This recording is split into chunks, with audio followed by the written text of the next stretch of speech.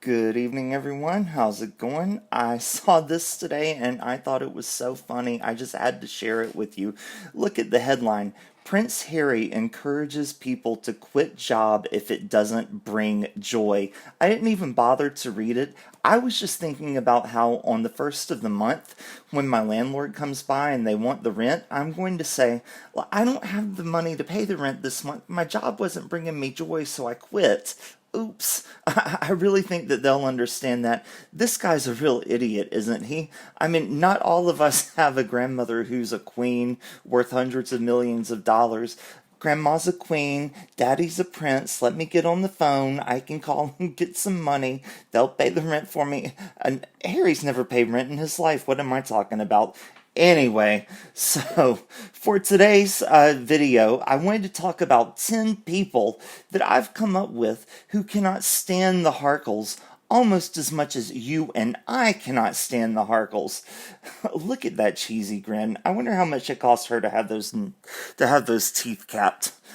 But I've come up with 10 well-known people, celebrities, some of them politicians, reality TV trash, a list of notable, if you want to call them that, people who don't like Harry and Meghan. You know, not every well known person is bowing and scraping at the feet of Harry and Meghan, wanting to be their BFF, like they are at Beyonce and Jay-Z's feet. You know, it's not everybody wants to be their friend, is what I'm trying to say. So let's start our list off, and the first person I've come up with is, well, there you see, Donald Trump. And Donald Trump's not shy to let anyone know his feelings. As a matter of fact, he was speaking to media personality. This guy's name is Nigel Farage.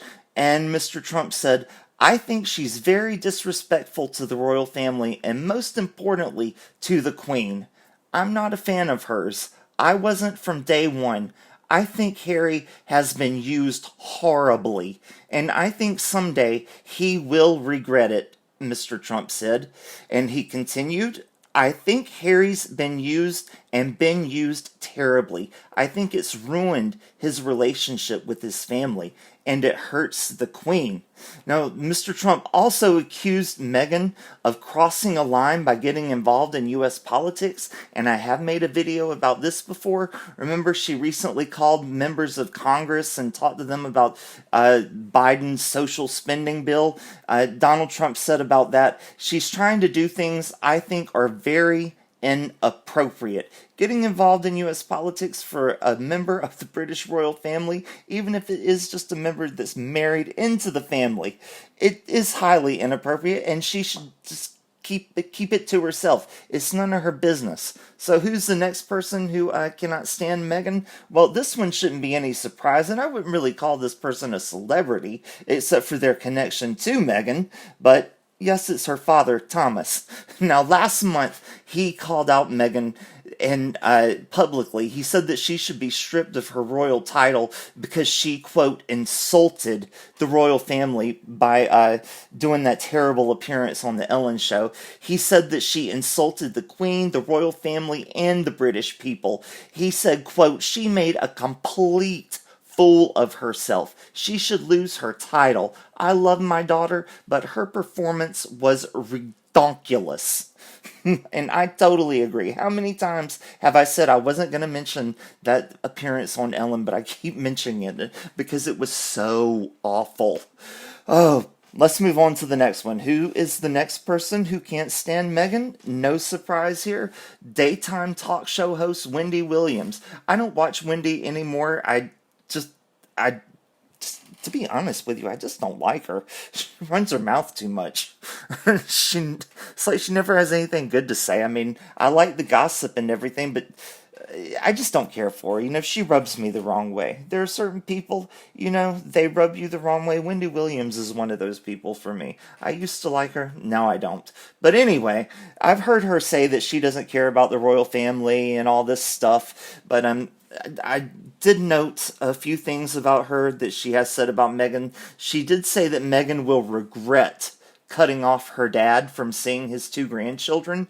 She did say that she supported Meghan's dad when she spoke to the press claiming, "I'm Team Thomas on this particular thing. He's an old man. He's apparently not well. He goes in and out of swollen ankles. He doesn't look spry at 76. He's got 2 grandchildren that he's never even met. Meghan does not have to accept him all the way in her family, but maybe a little hideout one day in Malibu and invite him over with no press involved." That's a funny joke, Wendy Williams. Meghan doesn't do anything with no press involved. If she was going to have a meeting with her father, she would have Oprah over there and Gail with the CBS Sunday morning crew videotaping it so they could air a special Meghan and her father reunite, and she can make a few bucks off of that. Let's move on to the next one. Now, again, this is a person who's only a celebrity by their connection to Smegs. It's her estranged half-sibling, Samantha Markle. Now, it's not really surprising that Samantha is still running her mouth about her estranged sibling. As I mentioned in my last video, Meghan had to apologize to the UK court for being involved with the Finding Freedom book because she previously denied that she was not. Well, Samantha was doing a TV interview and she was asked if she thought Meghan committed perjury by lying about being involved with Finding Freedom. And Samantha responded, quote, "Yes, I do. With regards to the letter, between the eloquent language and the flamboyant calligraphy, and the word choices were so dramatic and so pointed, and none of them true." All right, moving right along. Next, we have one of the stars of The Real House Trash of New York City. Yes, I'm talking about Bethany Frankel. She's criticized Meghan on Twitter before. She suggested the Duchess was treated unfairly by palace and press following that infamous Oprah interview. No, I wrote that down wrong. That can't be right, can it? No. It can't be right. I'm sorry. The Real House Trash of New York City star. Okay, she criticized Meghan in response to a Twitter user who suggested that Meghan was treated unfairly by the palace and press following the infamous Oprah interview. Oh my gosh, it's been such a long day. I'm sorry, folks. Bethany said, quote, "Cry me a river. The plight of being a game show host, fairly unknown actress, to suffering in a palace with tiaras and 7-figure weddings for 2 whole years to being a household name. This isn't the way to generate less press and cannot be filed under the guise of wanting privacy to prevent a repeat of previous events," hinting at Princess Diana's tragic story. So Bethany doesn't have very much sympathy for Meghan either. The next person I had never heard of before today. Some of you might have heard of her. Apparently she is a talk show host and actress from India named Simi Gerwal. Hope I'm saying that correctly. She was one of the first Indian celebrities to react to Meghan and Harry's interview with Oprah. She called Meghan evil on Twitter, and this was her tweet from March 8th, 2021. Hashtag Oprah, Meghan, Harry. "I don't believe a word Meghan says. Not a word. She is lying to make herself a victim. She's using that certain card to gain sympathy. Evil. Period." Somebody responded and said that Gerwal had no facts or arguments to substantiate her statement, to which she replied, "There are too many facts. For a starter, try reading this, and I do not respect women who come in and break up homes, families, and marriages take years to build trust." Next person we have, I'm pretty sure everyone's heard of. That's Megyn Kelly. Now, Miss Kelly does have an opinion about the Harkles, and she's not afraid to express it. She tweeted, "M&H pretend that no royal has had it worse in the press than they have. Give me a break. Have you ever seen such privileged people wallowing in their own perceived victimhood like this? This is what she, like I said, tweeted, and this was right after the Oprah interview. This is what she's referring to here. She also went on Good Morning Britain and said Markle was completely unaware of how her revelations to Oprah would be perceived by viewers, and that the interview was peppered with compliments of herself while she was making complaints that will be totally unrelatable to 99% of people. And that's what Meghan doesn't understand. Meghan Markle doesn't understand. These things that she goes on about the environment and reducing your carbon footprint while taking private jets and sustainability, all this crap that she preaches to people. This is not something that the 99% get or want to get. This is something, the 1% that she wants to be a member of, like Oprah and that class of people. That's something that they understand, that they get. This isn't something that the average person is going to understand. And if Meghan wants to win over average folks like me and you, she needs to bring it down a few notches. Talk about something that we can relate to, something that we care about.